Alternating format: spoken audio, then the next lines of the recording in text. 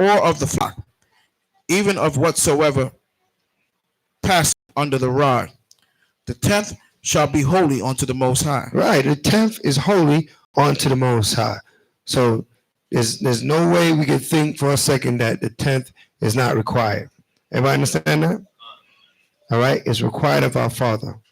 The 10th is required.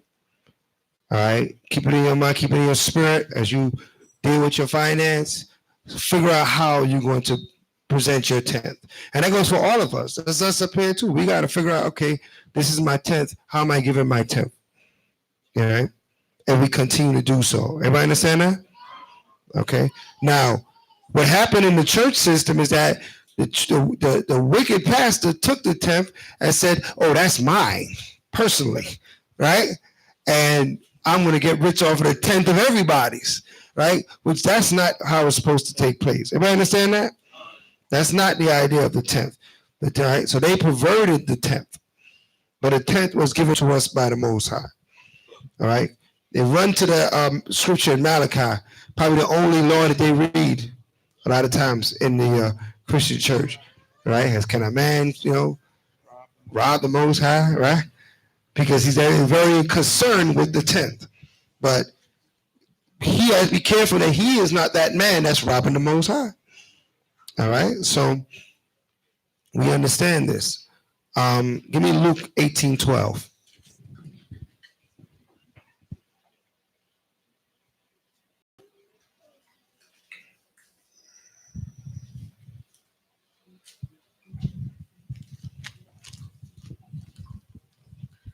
The book of Luke, chapter 18, verse 12. Luke 18 and verse 12. I fast twice in the week. I give tithes of all that I possess. And the publicans standeth afar off, would not lift up so much as his eyes unto heaven, but smote upon his breast, saying, the Most High be merciful to me, a sinner. Read that again. Go on, read it. I fast twice in the week. Right. I give tithes of all that I possess. So this man fasts twice in a week, give tithes of all he possesses. Read on. And the publicans. Let me see that. Let me see that verse. Luke.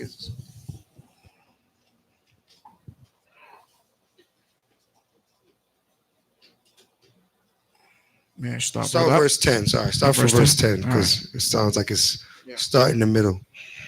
Mm-hmm. Luke chapter 18, verse 10. Right. 2 men went up into the temple to pray. Come on. The one a Pharisee, the other a publican. Right. So a Pharisee and a publican went into the sanctuary to pray. Right. Read on. The Pharisee stood and prayed thus with himself. The Most High, I thank thee that I am not as other men are. Right. Extortioners, unjust, adulterers, or even as this publican. Right. So the Pharisee praying like, thank you, Most High, for making me the way I am. Right. I'm not an extortioner, which is not good to be that. Right. I'm not. But he said, I'm also not a public like this publican right here. Right. For instance, he started thinking himself to be something what? Something great. Right? We have to be careful with that spirit. We thankful the Most High woke us up, but that doesn't make us so great. That just makes us more responsible.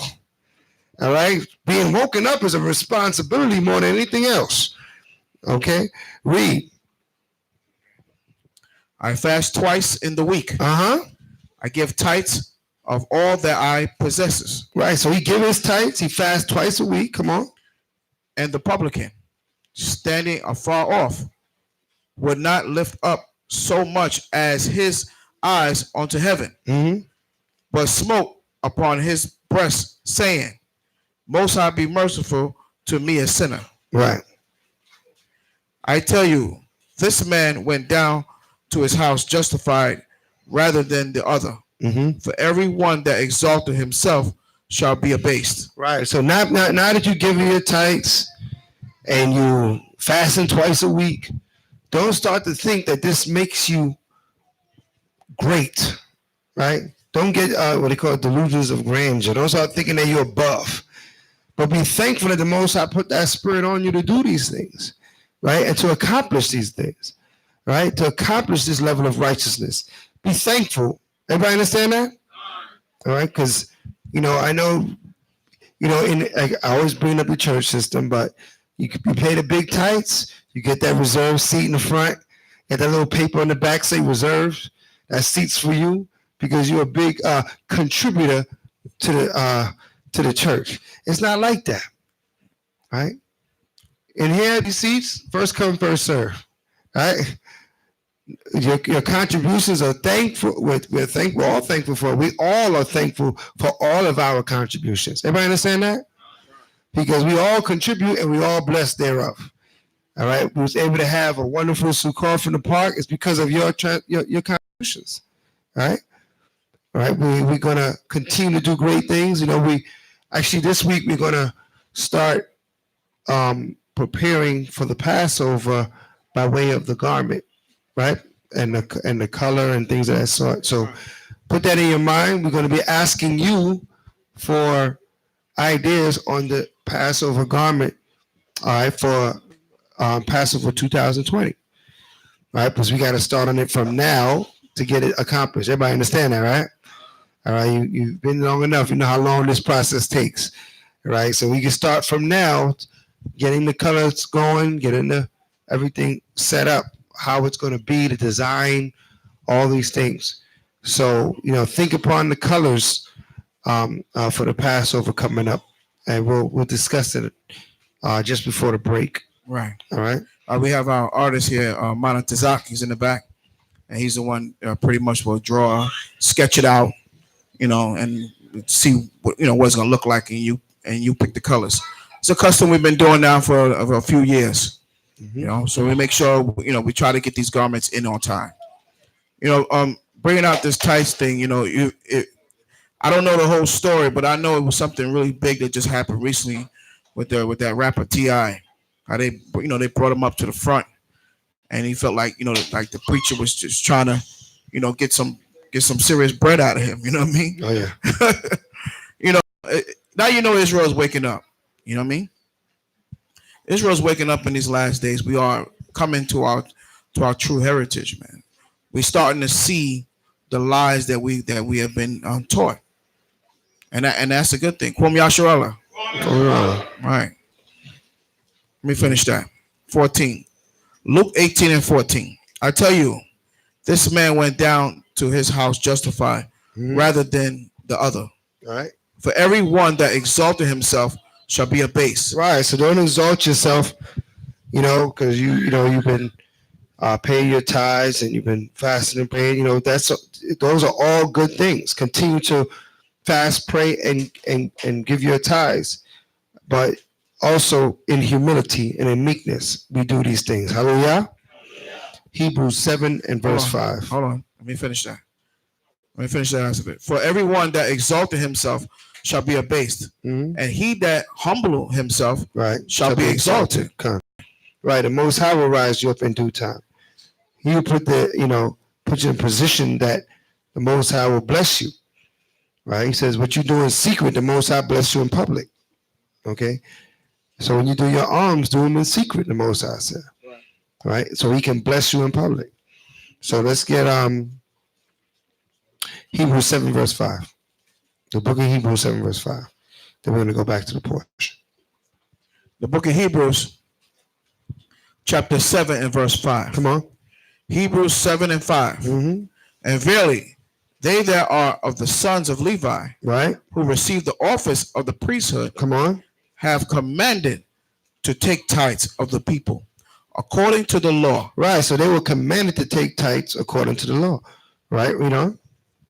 That is of their brethren, though they come out of the loins of Abraham. Right. But he whose descent is not counted from them received tithes of Abraham and blessed him that had the promises. And without all contradiction, the less is blessed of the better. And here men that died receive tithes, but there he receiveth them of whom it is witnessed that he liveth. And as I may so say, Levi also, who receiveth tithes, paid tithes in Abraham. Right. So he that received tithes paid tithes. Okay. So everybody had to pay tithes. Everybody understand that? Even the one that received the tithes got to pay tithes. Okay. So let's keep this understanding. Tithes are necessary. They have a place with the Most High, and it wasn't just a Levitical law. It was, even the Levites had to pay tithes. Okay, of the tithes that they received. All right, that 10% given it to the Most High teaches us to fear the Most High. That's what it teaches us. It teaches us to put Him first. When you receive something, you put the Most High first, right? That's to ensure us that we're putting the Most High first. Hallelujah. Go back to Deuteronomy 14.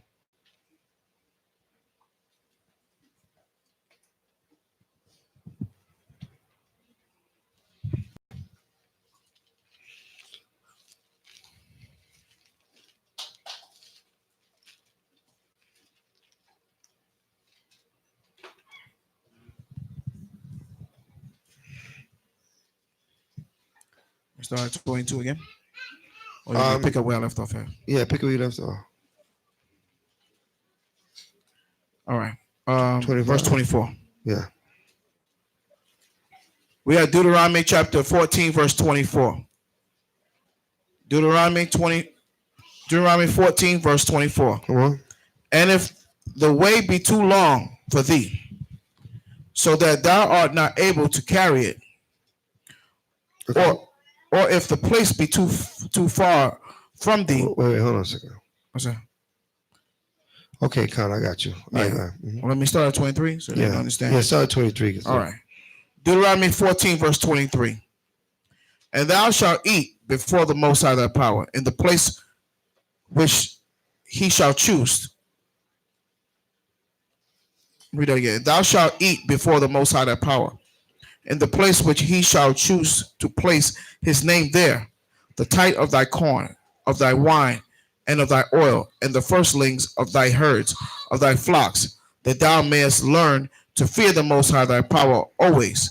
And if the way be too long for thee, so that thou art not able to carry it, or if the place be too far from thee, which the Most High thy power shall choose to set his name there, when the Most High thy power have blessed thee, then shalt thou turn it into money and bind up the money in thy hand, and shall go unto the place which the Most High thy power shall choose. And thou shalt bestow that money for whatsoever thy soul lusteth after, for oxen, or for sheep, or for wine, or for strong drink, or for whatsoever thy soul desireth. And thou shalt eat there before the Most High thy power. Thou shalt not rejoice, thou and thy household. Right, so you had to travel to bring your tithes, and it was too far. Say your tithes was food, vegetation, things of that sort, and you had to travel a long distance. Then he says, sell it, travel with the money. Then when you get to that place, then you can rebuy it, right? And now you have it to enjoy amongst your brethren.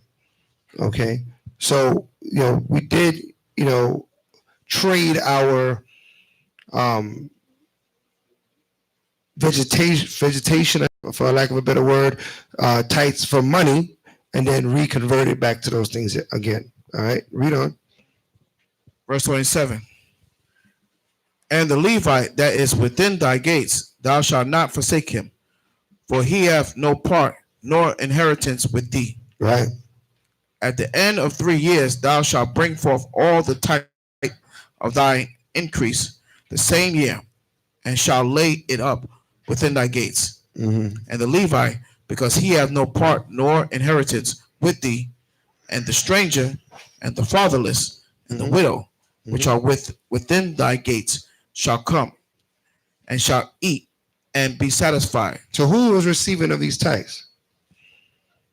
Who was eating? Who was eating in the gate? Give us a list. The stranger. Who else? The fatherless. Who else? The widows. Right? The Levite. They were all receiving of what you brought. So your tithes was given and distributed for what? For the service. For everyone to receive of.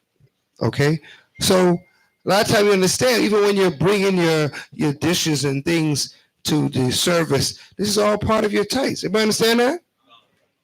And it's being distributed to all those that are in need, that we all have to receive, right? This is what we did with funds amongst the children of Israel. One more precept on that. Get the book of Acts. Yeah.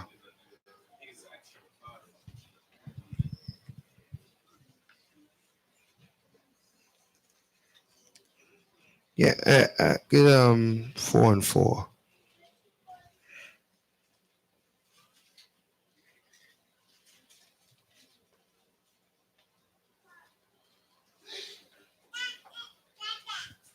The book of Acts, chapter 4 and verse 4.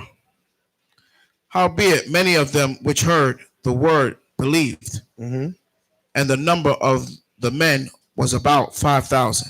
And it came to pass on the morrow that there were rulers and elders and scribes, and Ananias the high priest, and Capernaus, and John, and Alexander,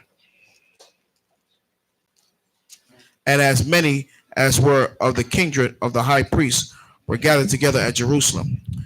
And when they had set them in the midst, they asked, by what power or by what name have ye done this? Then Peter, filled with the Holy Spirit, said unto them, ye rulers of the people and elders of Israel, if we this day be examined of the good deed done to the impotent man, by what means he is made whole, but it known unto you all and to all the people of Israel, that by the name of Yahushua Hamashiach the Nazareth, whom ye crucify, whom the Most High raised from the dead, even by him doeth this man stand here before you whole. Right, so we're healing in the name of the Mashiach Yahushua. Read on. This is the stone which was set at naught of you builders, which is become the head of the corner. Neither is there salvation in any other, for there is none other name under heaven given among men, whereby we must save. Right, must be saved. Must be saved. Right, come on. Now, when they saw the boldness of Peter and John, perceived that they were unlearned and ignorant men, they marveled, and they took knowledge of them, that they had been with Yahushua. Right. And beholding the man which was healed standing with him, they could say nothing against it.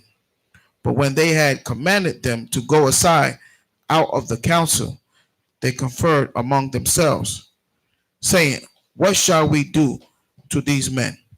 For that indeed a notable miracle have been done by them is manifest to all them that dwell in Jerusalem, and we cannot deny it, but that it spread no further among the people. Let us straightly threaten them that they speak henceforth to no man in his name, in this name. And they called them and commanded them not to speak at all, nor teach the name of Yahushua.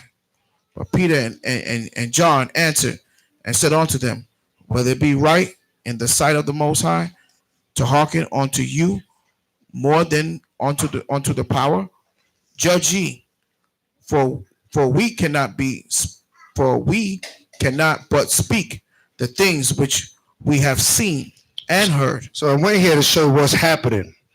They were going around healing the people. People were being healed. They were preaching Yahweh. The powers that be said, listen, they try to stifle them, say, don't preach Christ anymore around here. Right? But he said, we have no choice. We're going to speak what the Most High, what he put in our mouths to speak. It's not our choice to what we teach.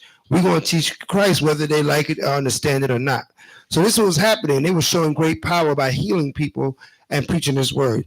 Jump down to the 32nd verse.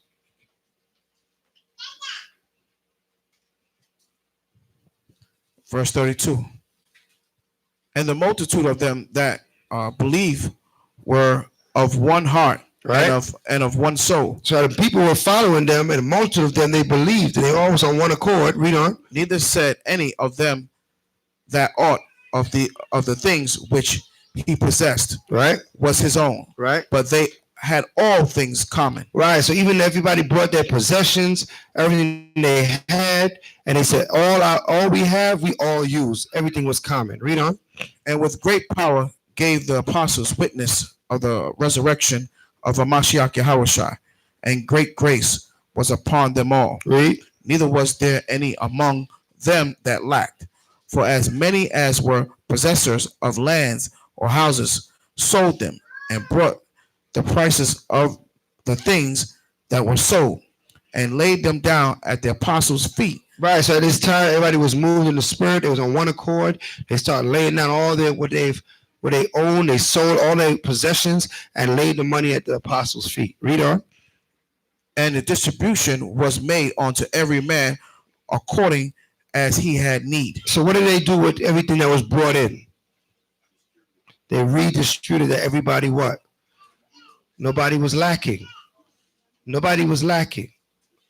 All right. So as you can see, there's a concord of how we dealt with the finance from the beginning, and now we're in the time of the apostles. We were doing the same thing in the time of Nehemiah. We're doing the same thing here.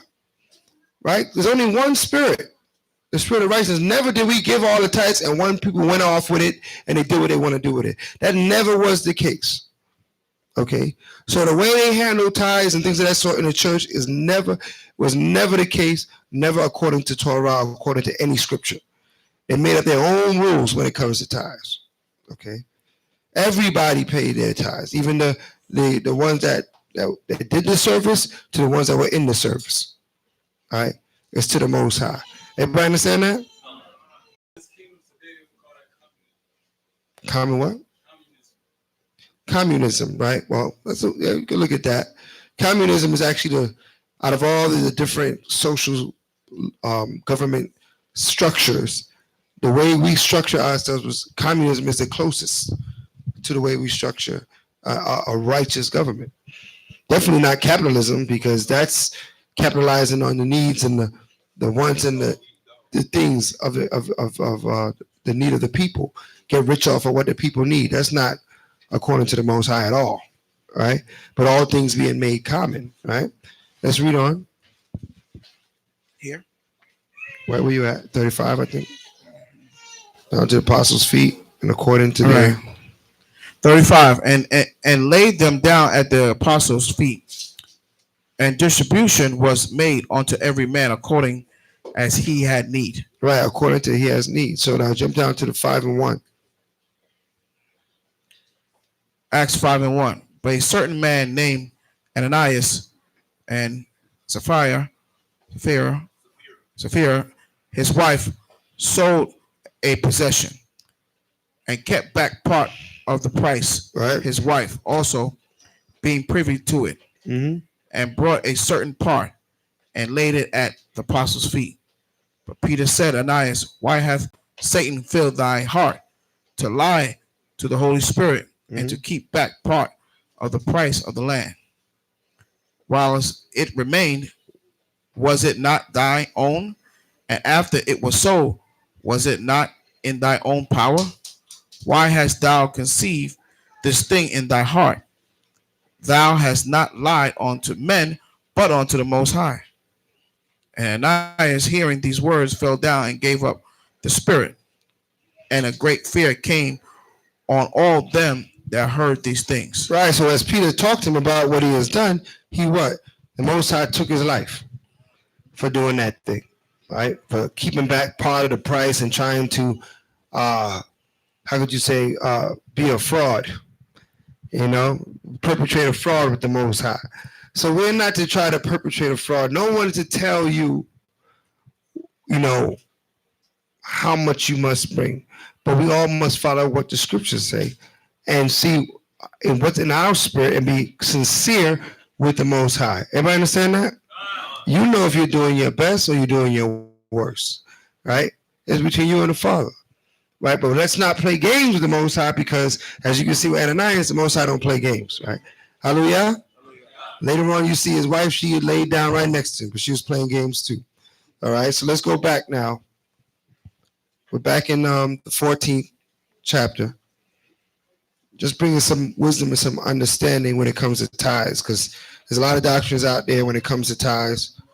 They don't exist. You don't have to give them. That's not Torah. Every law has to be fulfilled. You just have to learn how to fulfill it in righteousness. All right.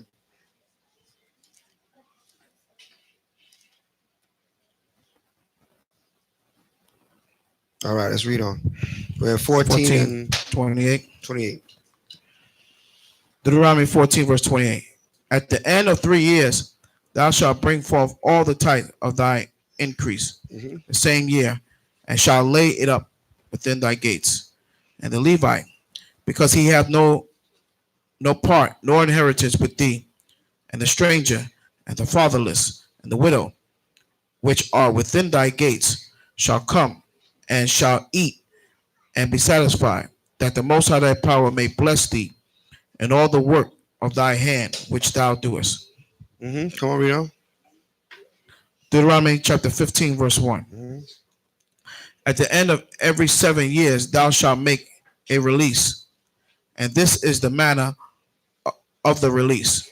Every creditor that lendeth aught unto his neighbor shall release it. He shall not exact it of his neighbor or of his brother, because it is called the Most High's release. Of a foreigner thou mayest exact it again, but that which is thine with thy brother thy hand shall release, save when there shall be no poor among you, for the Most High shall greatly bless thee in the land which the Most High thy power giveth thee for an inheritance to possess it. Right. So what does it say here? What happens in the 7th year? Jubilee, year of release. Right, a year of release. Meaning that if you have debt, you owe somebody or somebody owes you, that year is released. All right, it's released. Okay, meaning that you no longer owe that person beyond the 7th year. That's why even in this society, they have what they call debt forgiveness that's supposed to happen after 7 years. But Esau found a way around that. He just sells your debt to somebody else and then restart it. Right? So they keep starting it and restarting it, but he knows that he's supposed to let it be after 7 years. Okay. Esau, that guy is smart, man. He's like, years ago we used to have the video games. We used to go to the arcade and play video games. So what we should do is have like maybe somebody that we know that has a drill. You'll have them drill a hole in a quarter, and then put the sewing string through it.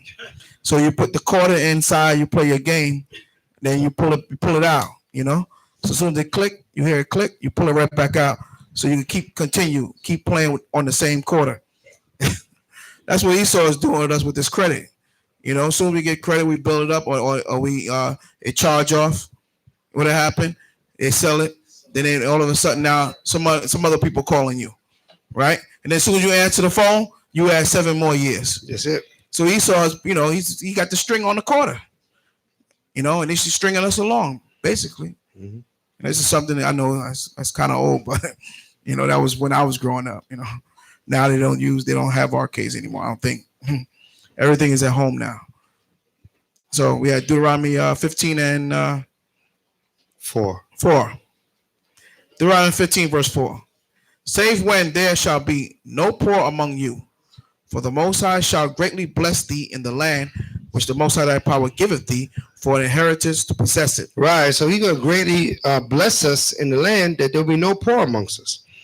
Right. It was that way in the beginning, so shall it be that way in the end. But we must follow this law that we must what? All release in 7 years. Read on.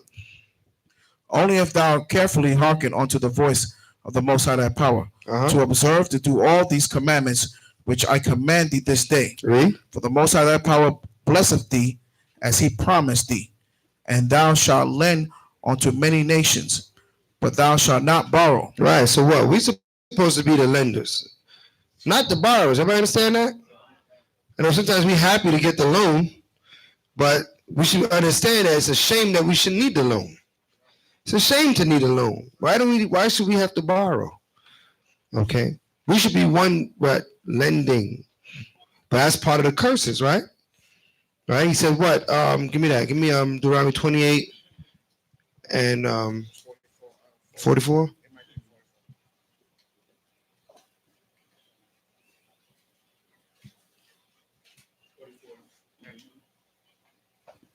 The book of Deuteronomy, chapter 28, verse 44. Yeah.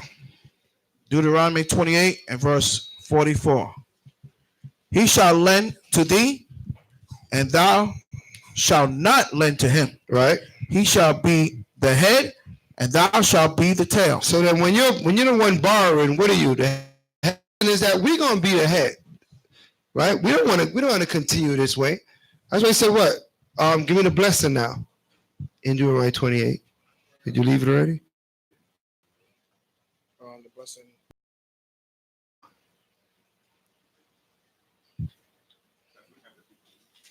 $28. 28, yeah. Verse 12. Mm-hmm. Verse 12. All right, Deuteronomy 28, verse 12. Uh-huh. The Most High shall open unto thee his good treasures. Right. The heaven to give the rain unto thy land. Come on. In his season. Right. So the Most High is going to bless us to have treasure, to have wealth. Read on. And to bless all the work of thy hand. Right. Make your hands prosperous. Every time you put your hand to something, you get the increase. Read on. And thou shalt lend unto many nations. And thou shalt do what? Lend unto many nations. So that's the blessing to come, that we're going to be the lenders. You're going to be the bank. The nation's going to have to come to you. Can I get a loan? And you're going to ask, you're going to get them a long application. And you're going to make them fill out, like 25 references. Right? You know? Don't leave out the fine print. Work history for 10 years. I'm gonna put the fine print. You're gonna need a telescope to look at it. Right? And then after you make them do all that work and they give you everything you asked for, yeah, denied. There you go. There you go. Tell them that you didn't pay, that 25 cents right. in 2013 that you didn't pay that. So you're not really a good person. Hey, listen, they do it to us, right? And they said they're going to get double. Right? They want to slide with us. I said, okay, you got that. Right? Can't get the loan. It's all good. Right? But my time will come. All right? So let's go back to Deuteronomy 15. Let me finish that out. That sounds good. The Most High shall open unto thee his good treasure. Right. The heaven to give the rain unto thy land in his season, and to bless all the work of thy hand. Come on. And thou shalt lend unto many nations, and thou shalt not borrow. That's right. We ain't borrowing nothing from nobody. We're going to be the lenders. All right. All right. Read 13. And the Most High shall make thee the head and not the tail. Right. And thou shalt be above only, and thou shalt not be beneath. That's right. Above only. That's what he created us to be, above only. All right. Never to fall beneath these nations, never to need their money or their wealth, but have our own and sustain our own. You see, a lot of our people, they got so comfortable with this condition that we live in. They forget what it means to be on your own, to be self-sustainable. They never experience it. They think that this is not something for our people to have. All right. They almost think that we're wrong for desiring these things. But this is what the Most High told us that we will have, that we'll be the lenders, right? You know, a lot of our people just, why don't you just be comfortable with a good mortgage payment, right? No, we're not comfortable with a good mortgage payment. That's not what the Most High wants us to be, comfortable with a good mortgage payment. He wants us to be the ones that own the land, all right? He gave our forefathers land. He gave them borders, right? He didn't give them payments, right? All right, he gave them the ability to sustain themselves, to defend themselves, to govern themselves. Until we're there, this is not our kingdom. It's not our rest. We can't get comfortable, right? Get adjusted to being servants or to sojourners in someone else's land when we're supposed to have our own land. Okay. So this is a mentality of the righteous and of the ones the Most High is called. We understand something that a lot of our people don't understand, that there is better, but that doesn't mean getting peace of the rock. We don't want to work for your Fortune 500 company. I think that's going to be, but we made it now, right? Now we're in the heaven. Now we got some money, right? No, right? Every time you look at that money, you should realize who his picture's right on the money. He ain't hiding. He's sitting right there on the money. Your oppressor's sitting right there on the money, saying, you need me. You need me. You can't survive without me. So long as we need that dollar bill, we can't survive without him. Right? That's wickedness, man. And the Most High gave us everything on this earth that we need. All right. We have to come to back to that understanding. Cut these ties. Right? And the ties that we have, don't love them. You know what I mean? Don't love it. We use this world, but we're not going to abuse it. Everybody understand that? All right, let's go back. Back to 15 now. 15. Chapter 15 of Deuteronomy. Okay.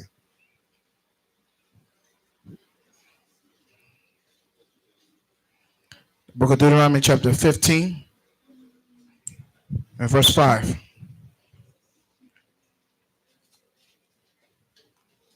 Only if thou carefully hearken unto the voice of the Most High thy power, to observe, to do all these commandments, which I command thee this day. Mm-hmm. For the Most High thy power blesseth thee, as he promised thee, and thou shalt lend unto many nations, but thou shalt not borrow. Come on. And thou shalt reign over many nations, but they shall not reign over thee. Right. We're supposed to have rulership over these nations. Reign means to rule.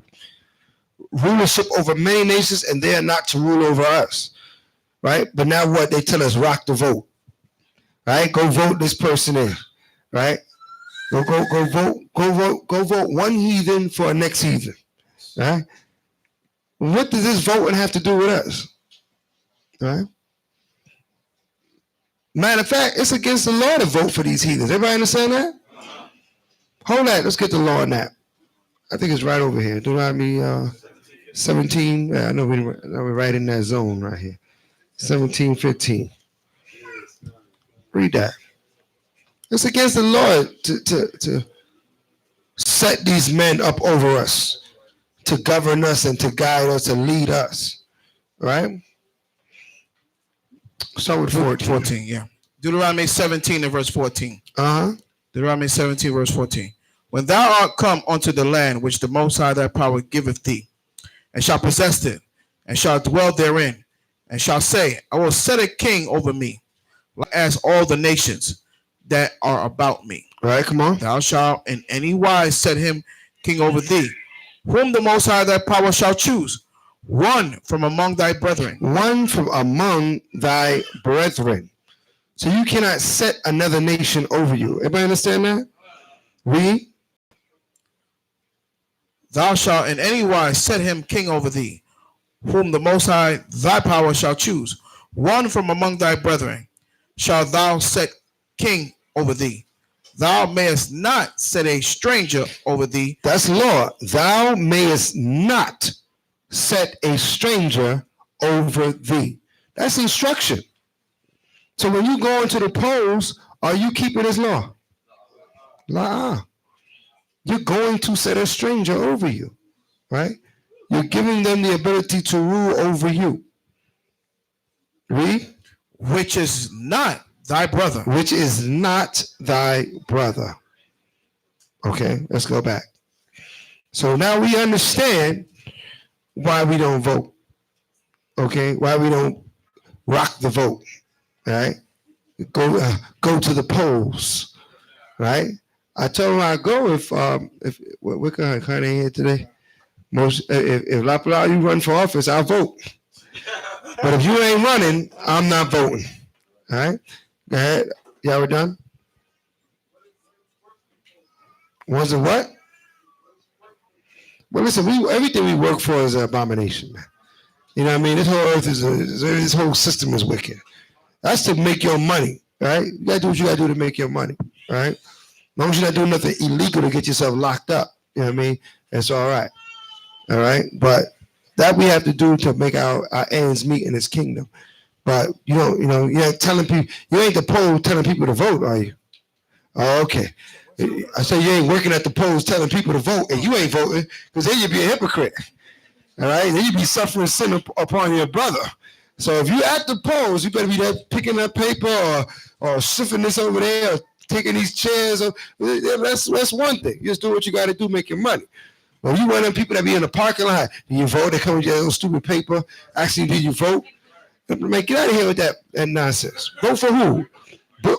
I would tell them, yeah, I vote for Trump. Is Trump running again? All right?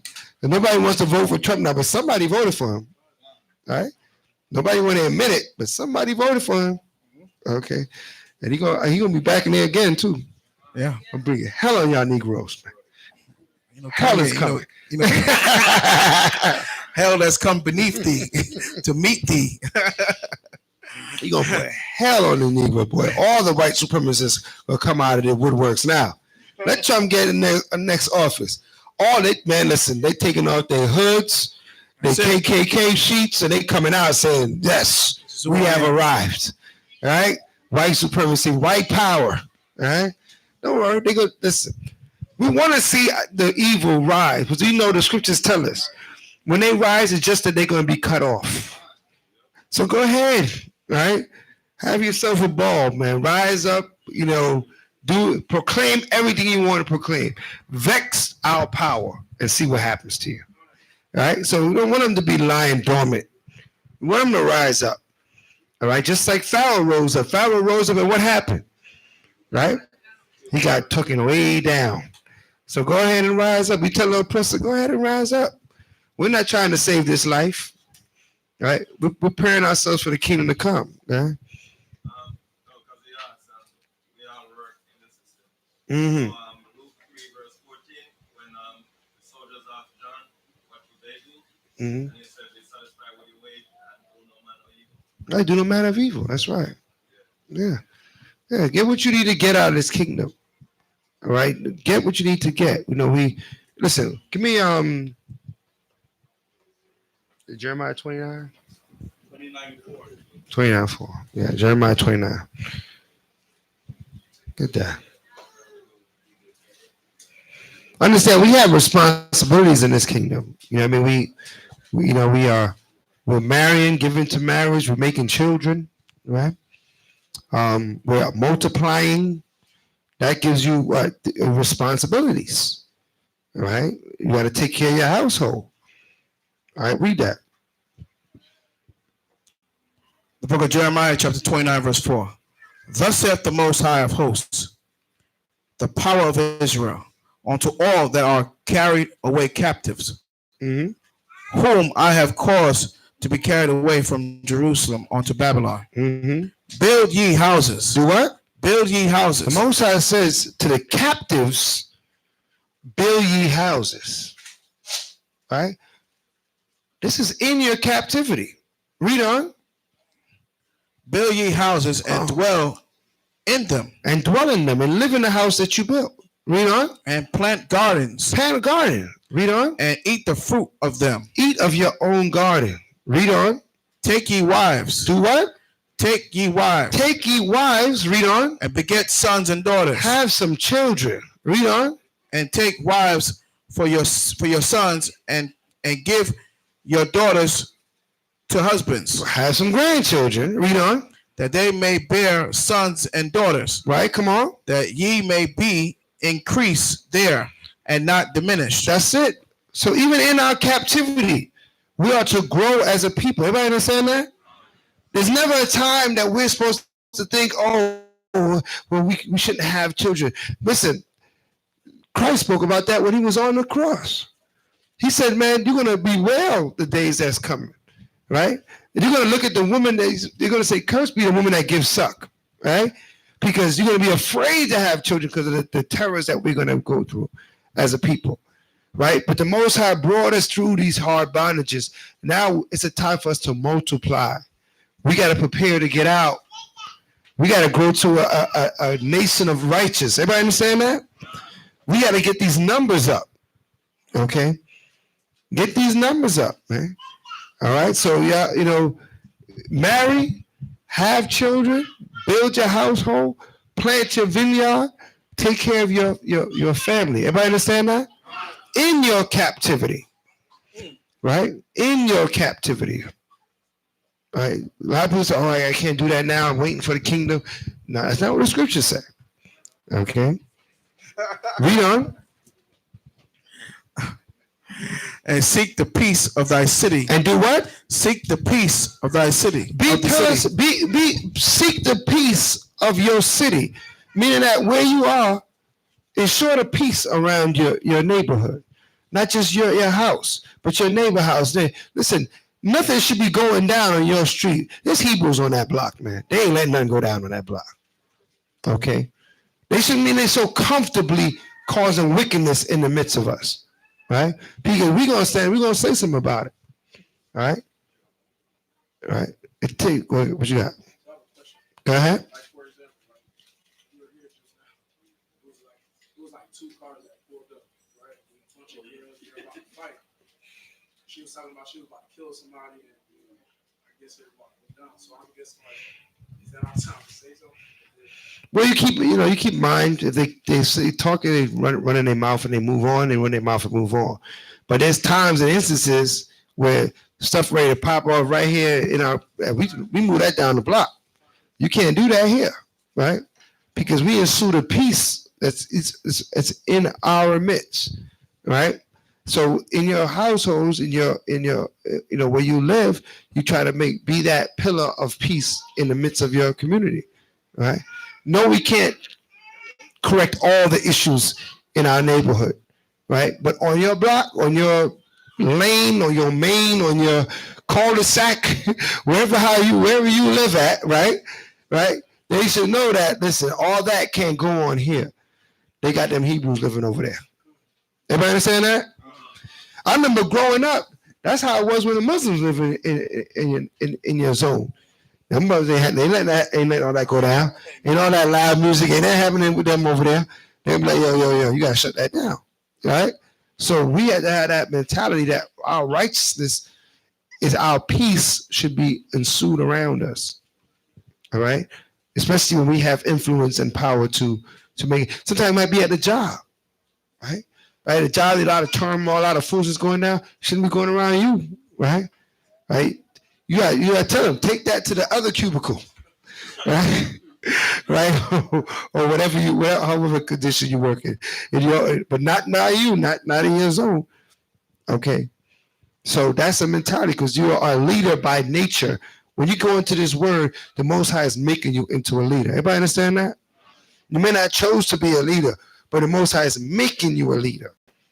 Because by you applying his laws, you're applying the laws of leadership. Right? It takes a level of bravery to keep Torah. You can't be a coward in the scriptures, huh? Right? It takes a level of bravery in scripture to stand up for what's right when everybody is saying that you're wrong. Right? You be in conditions where 20 people telling you wrong, and you got to stand in your square because you know thus saith the Most High. Okay? You can't clam up and be bashful in the spirit of the Most High. Most High said there's no time for that spirit with the Most High. Listen, that happened to us out here. We was leaving late one new moon. I believe you was there. Yeah, we had to bring out. One of them looked like a guy, so we weren't sure. I had to take one. You was there, yeah. The other one pull out a knife. She wanted to put the stabs on her. You know what I mean? So But not we here. stand right here in front of us. You're gonna. Nah, That's not gonna happen here. you can't do that. Man. Nope. You're going off. So we had to break that up. It was a big thing, man. We took. I took dropping one of them home, right? Yeah, I took one of them home. Yeah. So. You know, but you gotta do what you gotta do at the end of the day. All right, because the Most High puts you in a situation to see what you're gonna do. Right? Sometimes you don't even know why you're in this situation. The Most High want to know what you're gonna do. Right? So I'm not saying be a superhero, jumping in everybody's issue, because we know the wicked is among us. So they gonna do their wickedness, and you let the dead bury the dead sometimes, yeah. Right? But if you know something that you can have control over it. Yeah, it's a good thing Most High took us out of that part, you know. Right. Just the last day we leave, and somebody off themselves, man. I mean, like that's crazy, man. That is so crazy. You know, I mean, it's a good thing that none of us was behind them getting ready to try to get to work or go somewhere where, you know, the police jammed up everything. You couldn't go nowhere for at least a couple of hours because some person decided to say, hey, you know, life for me is over, you know?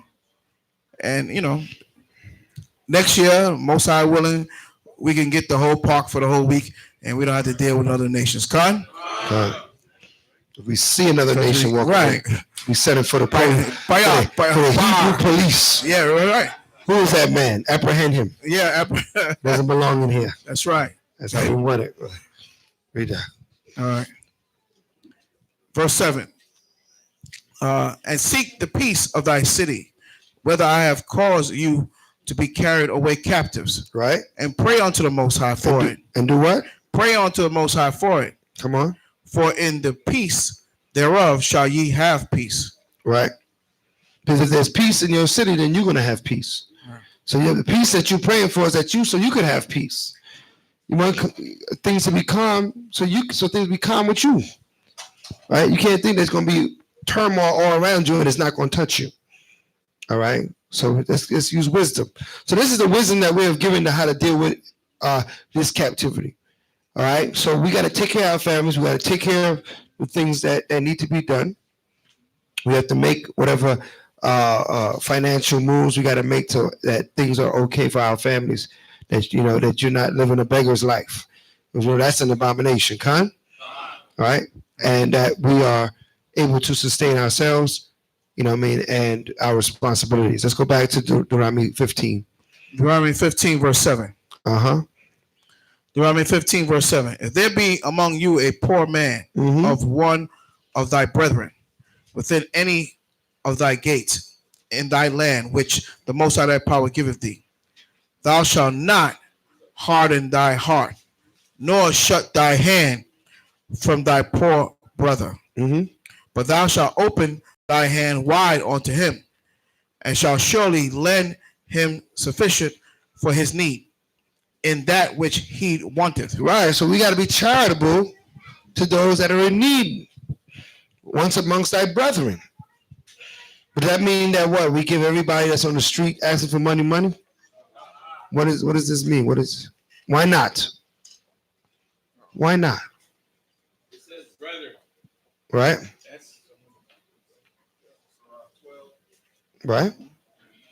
So let's say it's a so-called man of color, right? On the streets. And he begging bread. Do we give him money? Why not? How would you know? That's right. Sirach 12. Let's get it. Sirach 12, verse 1. That's right. We know how to deal with these matters. You go to Publix and they say, do you want to donate to the United Way? He said, never.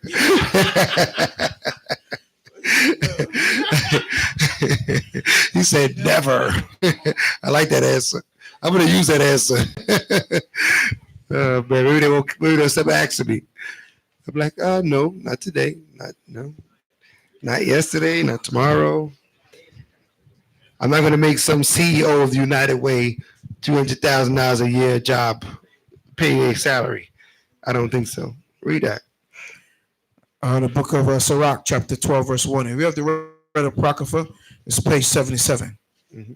When thou wilt do good, right? know to whom thou doest it. Right. Know the person you're going to do the good for.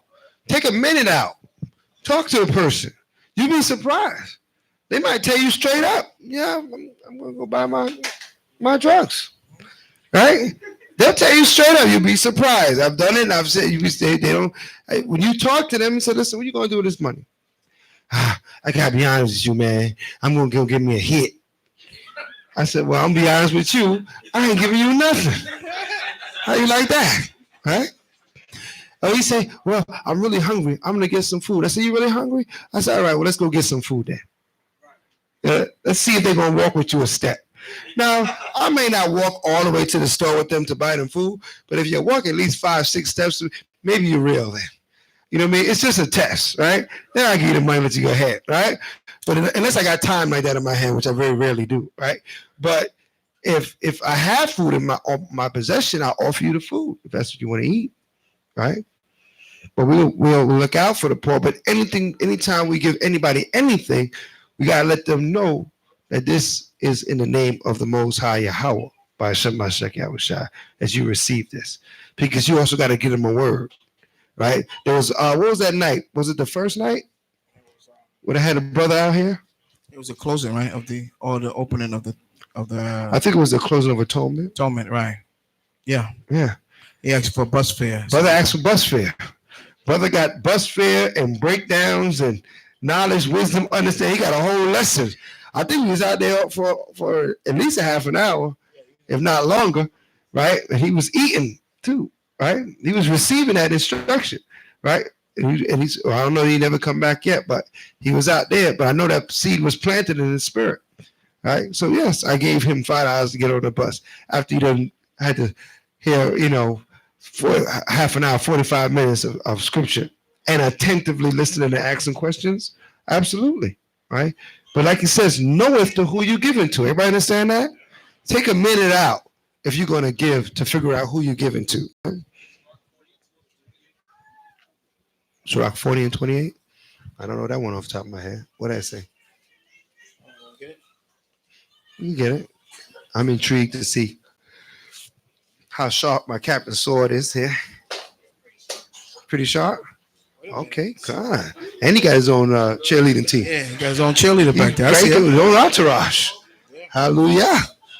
We should all have that. I wish I had somebody like that. Yeah. How sharp am I? It's all right. It's all good. Preach. It's all good. Preach, Charlotte. Preach. All right, read. Sirach 40 and 28. Mm-hmm. My son, lead not a beggar's life. Right. For better it is to die than to beg. Uh-huh. Read on. The life of him that dependeth on another man's table. On another man's what? Table. Come on. Is not to be counted for a life. It's not even to be counted as a life. So we know that we're not to live a life of going hand to hand, begging people, and that's not a life you're supposed to choose. Everybody understand that? Some people might fall in a hard time, but some people have chosen that life. And when you have chosen that life, you have chosen something very evil. Okay? Because you want to live off of somebody else's table. Right? We have a lot of our young men, they get older and older, they still at mama's house. And they get older, they don't want to get a job. They don't want to do nothing. The long shoot. They getting their meals and their clothes clean. They ain't going nowhere. Right? They ain't going nowhere. They might get a little job, just enough to get them a little ride, but they going to stay home. Listen, and they get offended too when you ask your mother still washing your clothes? I mean, what's wrong with that? Yeah, right. Right. Yeah. I don't see no problem with that. That's right. I mean, she washing hers, so she got to wash mine too.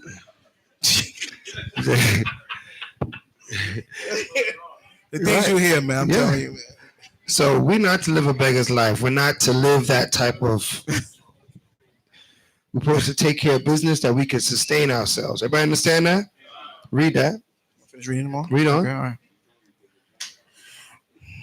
For he polluted himself with other men's meat. He has done what?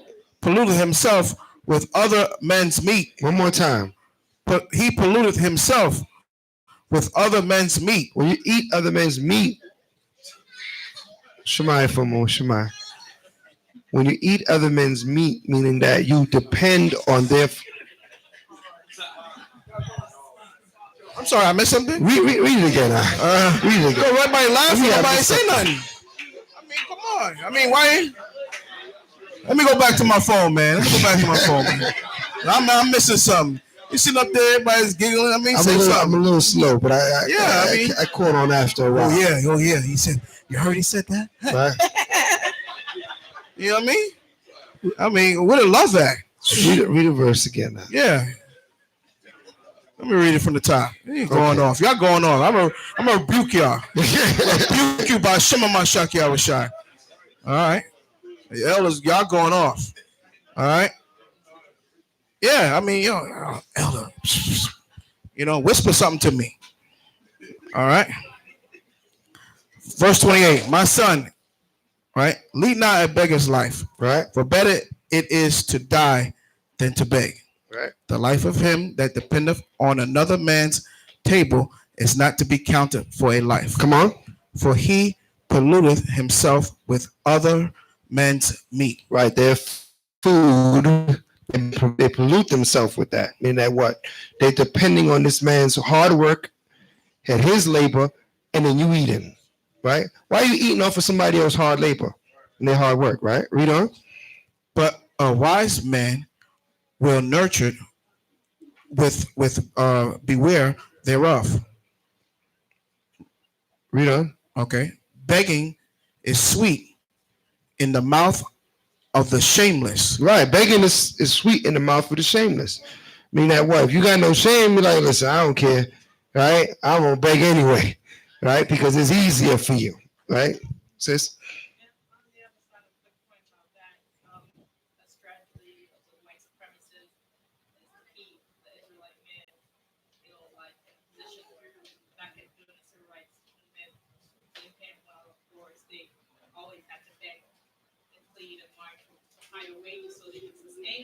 Right. Right. This is about choosing to live that way. This is not talking about you falling on hard times. This is not talking about the brother being charitable. There's different situations where we feed each other. We love to feed each other. Hallelujah. Hallelujah. But this is somebody saying, oh, I'm going to let everybody feed me. And I'm not going to try to feed myself. Right? That's that mentality that the Most High is speaking out against. When you're living a beggar's life, mean that that's what you are looking for. Every day you get up and you say, listen, let's see how much I can beg for today, right? And let me go to my corner, my spot, and I'm going to go beg. There's a lot of people that live, they have these like professional fraud, right? They'll put on the costume and everything. They put effort into this thing, right? I remember there was one guy that was at the Publix, man, always needed gas for his car, and his car was down the street. Around the road. He don't forget you've been here already. I said, man, you don't remember me? Right? Didn't you have this same problem last week? And he look at you like, oh, right, and move on to somebody else. Or my child is, or my daughter is pregnant.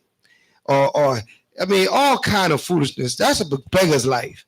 You are a scam artist. You don't want to earn your own. You want to scam people. Right? That's a shameful thing. Yeah, that's okay. Right. It's a very shameful thing. This is what it's talking about. And this guy I used to work with came to work. He was pissed off because he was a veteran, you know what I mean? And these guys was dressed up with the army fatigues, and they said they collected money for the veterans fund. The guy was asking him what platoon he was in, what was his number, his rank, all that. Yeah. And he was giving them these answers like, nah, that don't sound right. He called up the police. He was calling up people. He got them out of them guys ran out of there. But but these guys, they go. Like they scam artists. They practice this. They be home in the mirror. They actors. You know what I mean? Just to get your money. Just to live a beggar's life. I'm telling you, these people make a lot of money. You'd be surprised how much money they bring home with this nonsense. Yeah. Shanta?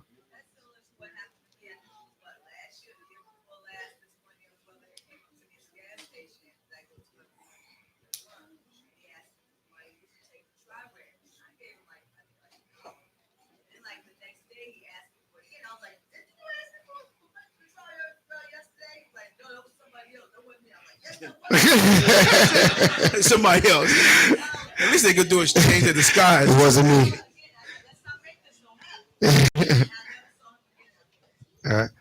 Right? He might decide that's how he's going to get. Every day he could go to Tri-Rail. How are we going to get on the train? I'll ask somebody for money. Somebody eventually give him, because he's shameless. All right, shameless. Shemai?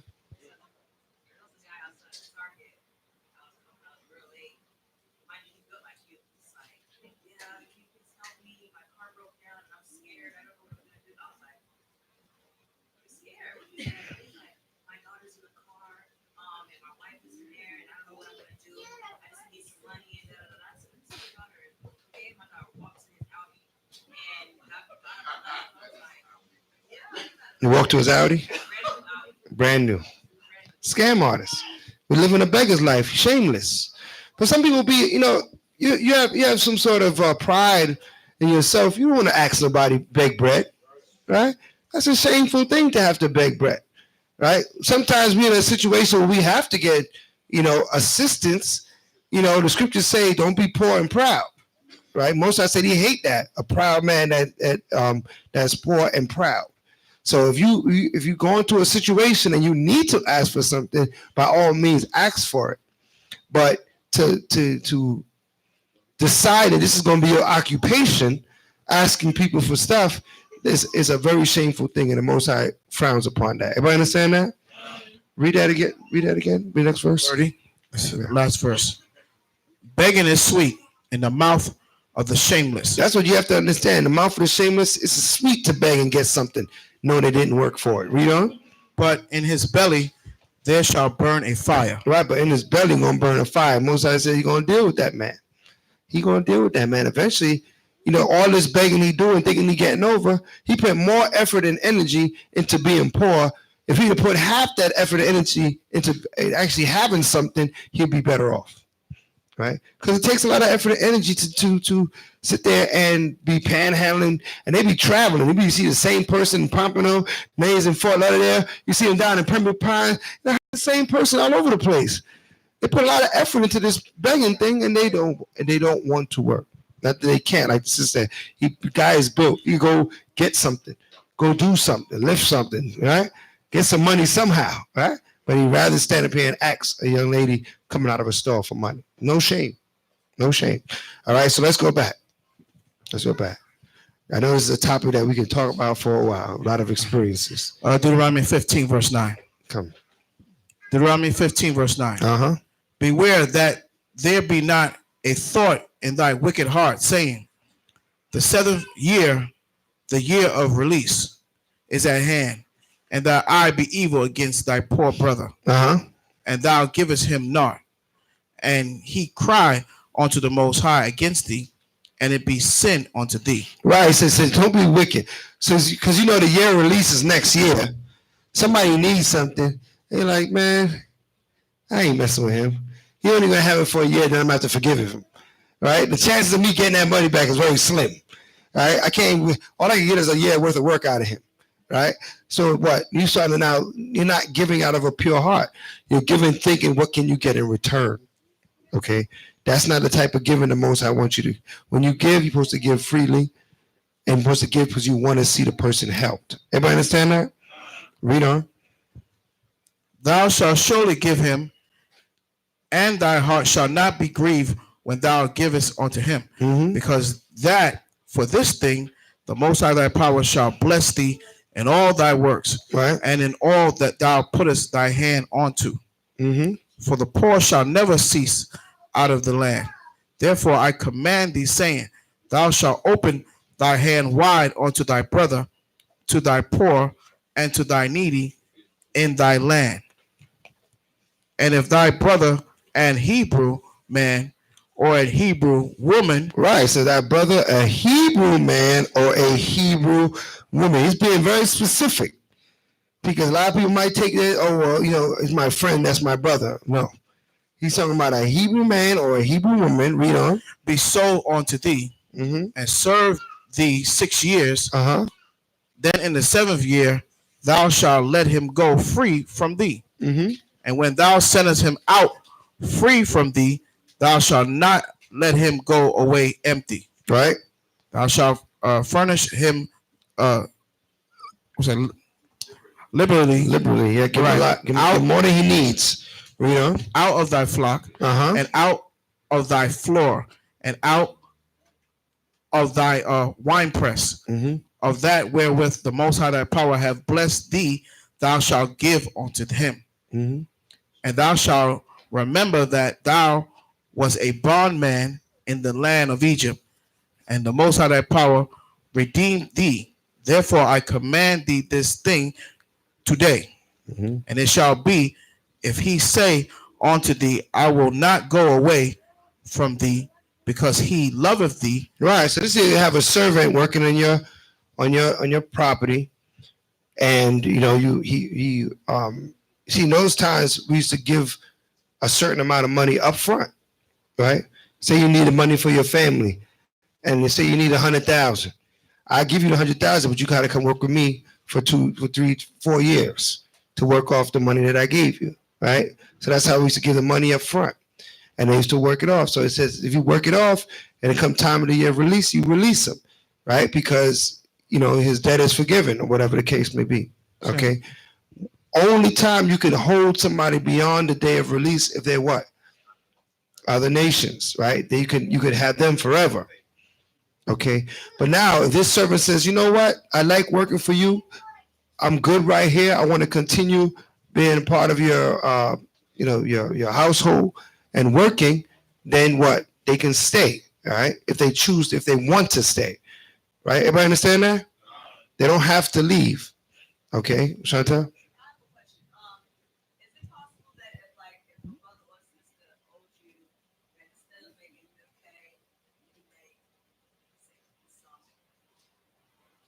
How you gonna make Esau pay? What do you how would you do that? I don't know either. You gotta let me know. I can do a couple of debts I can get paid off. I can make Esau pay. Man, I need that breakdown. Right?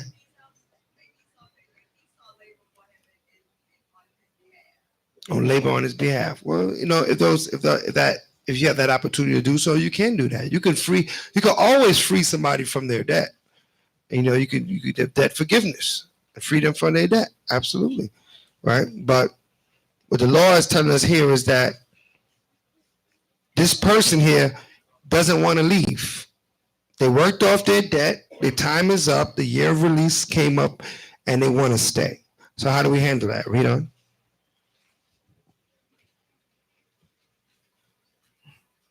All right, Deuteronomy 15 and verse 16. And it shall be, if he say unto thee, I will not go away from thee, because he loveth thee and thy house, because he is well with thee, then thou shalt take an awl and thrust it through his ear. An awl is like an earring that you put on his ear. Read on. Onto the door, and he shall be thy servant forever. And also unto thy maidservant thou shalt do likewise. It shall pierce their ears with a certain piercing that says that now they have decided to be a part of another man's house, right? And forever, right? For their lifespan, right? We don't. It shall not seem hard unto thee when thou sendest him away free from thee, for he hath been worth a double higher servant to thee, and thy serving thee 6 years, and the Most High thy power shall bless thee in all that thou doest. All the firstling males that come of thy herd and of thy flock thou shalt sanctify unto the Most High thy power. Right. Thou shalt do no work with the firstling of thy bullock, nor share the firstling of thy sheep. Well, what does that mean? So the firstling of the bullock, he can't do no work. What does that mean? He can't pull the plow, right? He's the firstling. The firstling of the sheep, you can't shave her for her wool. You're supposed to let her just, be for the Most High. Let her dwell, right? The next ones that come out, then you can deal with those, all right? Read. Thou shalt eat it before the Most High thy power, year by year, in the place which the Most High shall choose, thou and thy household. Okay, so you can eat the firstling, you just can't have them work. Okay, you can eat it, but you can't have them work. Read. And if there be any blemish therein, as if it be lame or blind or have any ill blemish, thou shalt not sacrifice it unto the Most High thy power. Right. Thou shalt eat it within thy gates. Mm-hmm. The unclean and the clean person shall eat it alike. Right. So no matter if you are clean or you are unclean, no matter, you can eat of that in your own gates. Because if you were bringing it to the sanctuary, you'd have to be what? Clean. But if you eat in your own house, you can be clean or unclean, and you can still eat. Everybody understand that? All right. Read. Thou shalt eat it within thy gates. The clean and the unclean and the clean person shall eat it alike, Mm-hmm. as the roebuck and as the hart. As the roebuck and as the hart. It's like a roebuck and a hart. Can you bring that to the sanctuary? But can you eat it in your house? Can. That's like venison. That's deer. Yeah. If you wondering what that is, those are deers, different types of deers, right? You can eat that in your house. You can't bring it to the sanctuary. So just like if you had a sheep that was blemished, you can eat it in your house. You can't bring it to the sanctuary, right? The same thing with a bullock, right? The bullock got to be, if you want to bring it to the sanctuary, it has to be 100. You can consume it in your own house. Everybody understand that? All right. So the animals that we can't bring to the sanctuary but eat at home, that just makes us unclean. No, You're still no, they don't make you unclean. He's saying that if you're clean or not, you can eat of it in your home, right? Your condition of cleanliness is not an issue when you're in your home. If you go to the sanctuary with this, you have to be clean.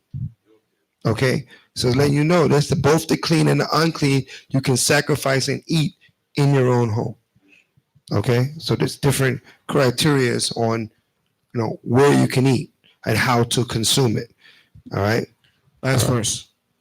Only thou shalt not eat the blood thereof. That's right. Thou shalt pour it upon the ground as water. Right. So what? When you slaughter an animal properly, you're supposed to cut the neck and let all the blood of the animal run out.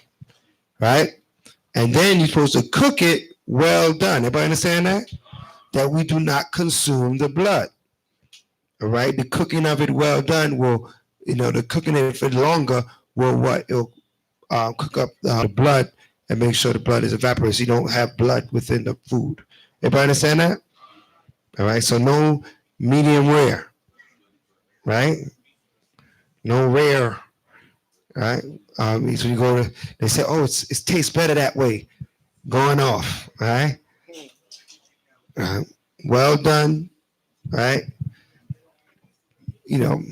Depending on the cut, you might pass with medium well, but I don't even like to play that game. Right? I like to just say, well, right? Because they might, you might cut open that thing and it's not right. Right? So let's read on. Mm-hmm. Deuteronomy 16, verse 1.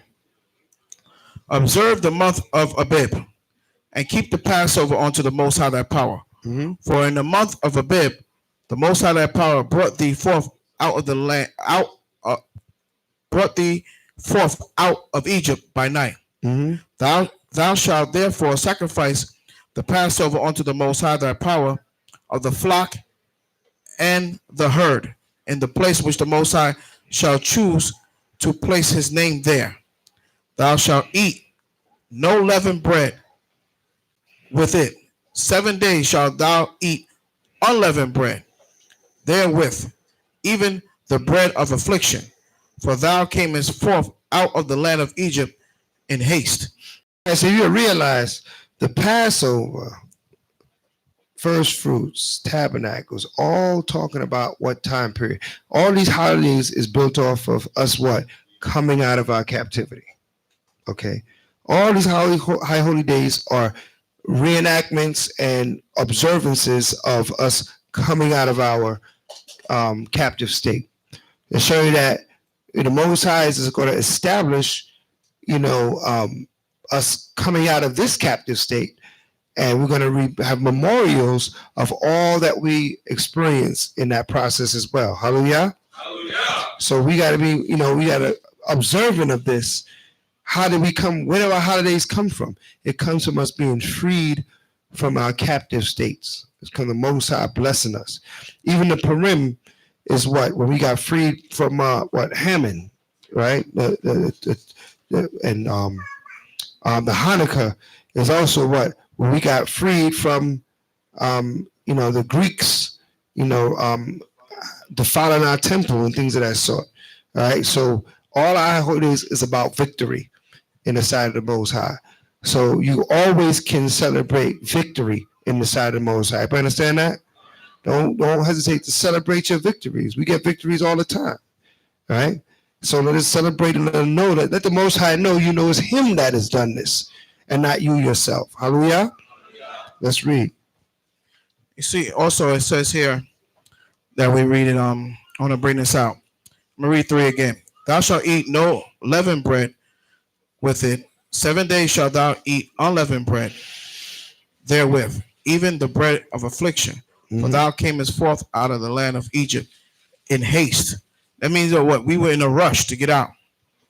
This is not the time to pile up your plate. I know the Passover, I've seen everybody trying to put like extra lamb on their plate. There was just kind of pile it on there like they're about to eat a big meal, like it's a big dinner. If you come into the Passover and you starving, you hungry, you in the wrong place. I'm sorry to be the one to tell you. I'm sorry. This is not the place for it. That was the whole purpose, is us commemorate for our brothers that went through that in Egypt, right? So we're not supposed to sit up there and pile up our plate. We're supposed to make sure everybody gets some, and then we go through the necessary steps that we do. I'm just trying to give them a reminder, because this is something that happened many years ago, but we're practicing it, right? We're rehearsing the righteous acts. Con? So remember, when you come there, don't come up with an empty stomach, because you might leave with one. All right? Or you may have some unleavened bread and some water that might fill you up. But that's not the time to pile your plate up. We got to make sure everybody come and eat of that lamb and eat of that bread and the bitter herb and the wine. And you have to eat of the lamb. You can't show up there 3 or 4 hours late, you know what I mean, and don't eat of the lamb and walk in like you're a superstar. That's not the spirit. All right? You got to be there on time, and you got to take part in this. Con? All right. Read it again. Thou shalt eat no leavened bread with it. 7 days shalt thou eat unleavened bread therewith, even the bread of affliction. For thou camest forth out of the land of Egypt in haste, that thou mayest remember the day when thou camest forth out of the land of Egypt, all the days of thy life. And there shall be no leavened bread seen with thee in all thy coast 7 days, neither shall there be anything of the flesh which thou sacrificest the first day at evening. Remain all night until the morning. Thou mayest not sacrifice the Passover within any of thy gates, which the Most High thy power giveth thee. Right, so you could not keep the Passover at home. Everybody understand that? Read on. But at the place which the Most High thy power shall choose to place his name in, there thou shalt sacrifice the Passover at evening, at the going down of the sun, at the season that thou camest forth out of Egypt. And thou shalt roast and eat it in the place which the Most High thy power shall choose. And thou shalt turn in the morning and go unto thy tents. 6 days thou shalt eat unleavened bread. And on the 7th day shall be a solemn assembly to the Most High thy power. Thou shalt do no work therein. Right. 7 weeks shalt thou number unto thee. Begin to number the 7 weeks from such time as thou beginnest to put the sickle to the corn. And thou shalt keep the feast of weeks unto the Most High thy power, within the tribute of a freewill offering of thy hand, which thou shalt give unto the Most High thy power, according as the Most High thy power have blessed thee. And thou shalt rejoice before the Most High thy power, thou and thy son and thy daughter and thy manservant and thy maidservant and the Levite that is within thy gates, and the stranger and the fatherless and the widow that are among you, in the place which the Most High that power hath chosen to place his name there. Come on. And thou shalt remember that thou was a bondman in Egypt, and thou shalt observe and do these statutes. So that statute here is talking about the Feast of Weeks, 7 weeks from the first fruits, from the Shabbat that comes after the Passover. We count 7 Shabbats, right? It was a Feast of Weeks, also known as the Pentecost. Everybody understand that? Right? Read on. Verse 13. Thou shalt observe the feast of tabernacles 7 days. Right? After that, thou hast gathered in thy corn and thy wine, and thou shalt rejoice in thy feast. Right. Thou, so tabernacle is also known as the Feast of Ingathering, because this is what? This is we're getting into what time? Into the fall, right? Into the time to bring in the crops. Okay, so this is all according to the season. Remember, every high holy day has to be within its season. Everybody understand that? That allows us to know that we're keeping it correctly in its correct time. Read on.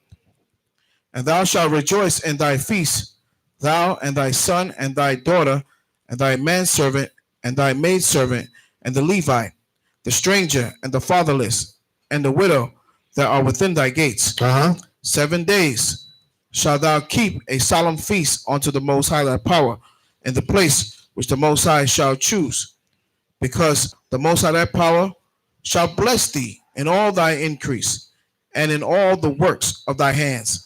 Therefore thou shalt surely rejoice. Read. 3 times in a year shall all thy males appear before the Most High thy power, in the place which he shall choose, in the feast of unleavened bread, and in the feast of weeks, and in the feast of tabernacles. So these are the big 3 for our calendar: the Feast of Unleavened Bread, the Feast of Weeks, and the Feast of Tabernacles, where all males are to appear before the Most High God. Hallelujah. Hallelujah. Read on. And they shall not appear before the Most High empty. Right, so they got to bring something. Read on.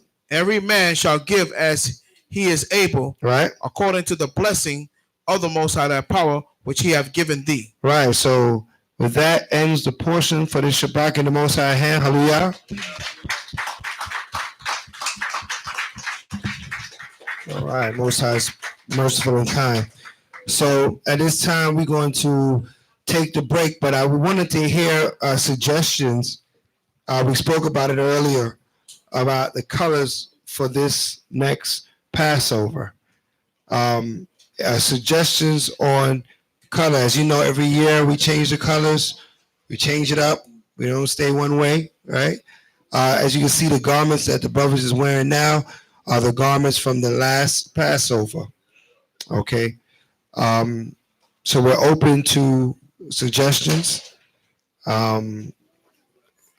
Lion Paw? I suggest Army 15. Okay. I'm open. Yes, the brother, you spoke up, brother. So I'm not. Are you talking about green army fatigue, brother? Okay. Green army fatigue. I got you.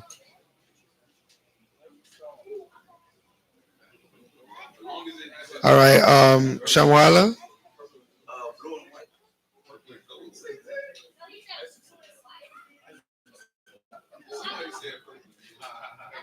You're done? Huh? You said army fatigue? Yeah. Yeah, someone told us that already. Yeah, Shemai, because we can't hear brothers in the back. We got a young daughter. Jade? Jade.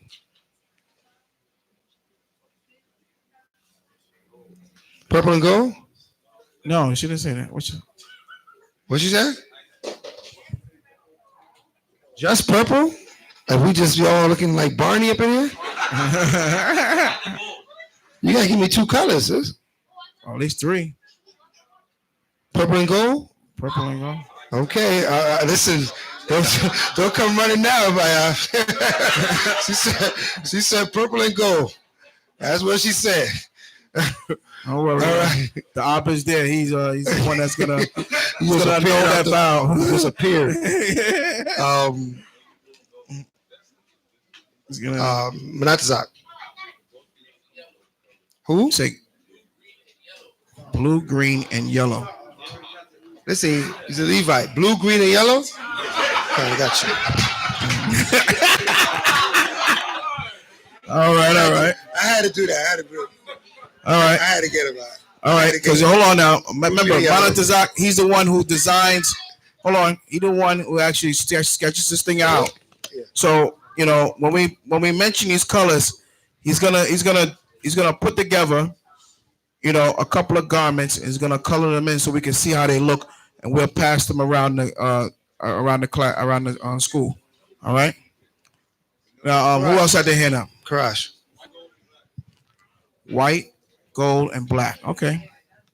That sounds nice, Karash.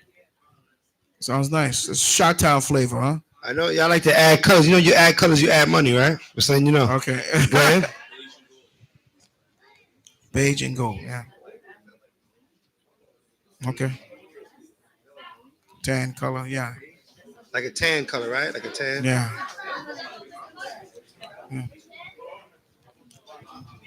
Anybody else want to contribute with their thoughts? And Abaddon? Abaddon, hold on. Say it loud. Shemai, we can't hear Abaddon. Abaddon, please stand up. I didn't hear you. Gold and silver. Gold and silver. Shh. Shemayim. Red and gold. Red and gold. Okay. We'll take a few more. Kadash. You said what? Orange and black. Orange is the new black, huh?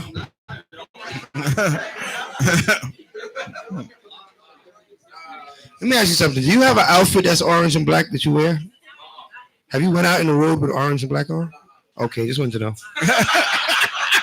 Because you have me, your brother, do that, and you don't ever went out in the road with orange and black. I don't understand why you want me to do that. You saw it together. You saw it looked okay. All right. We got two hands up out of the Yeah, I just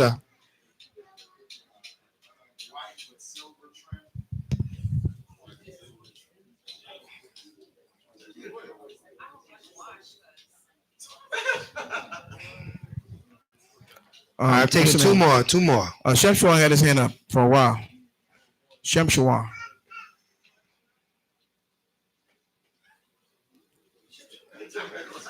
Shem Shawan.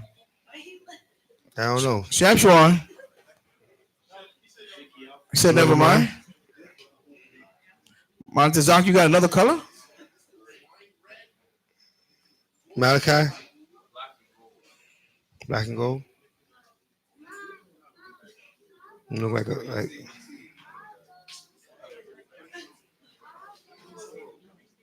All right, now Montezaka's gotta draw these out. Abba. Online they were back in the purple and gold. Oh yeah.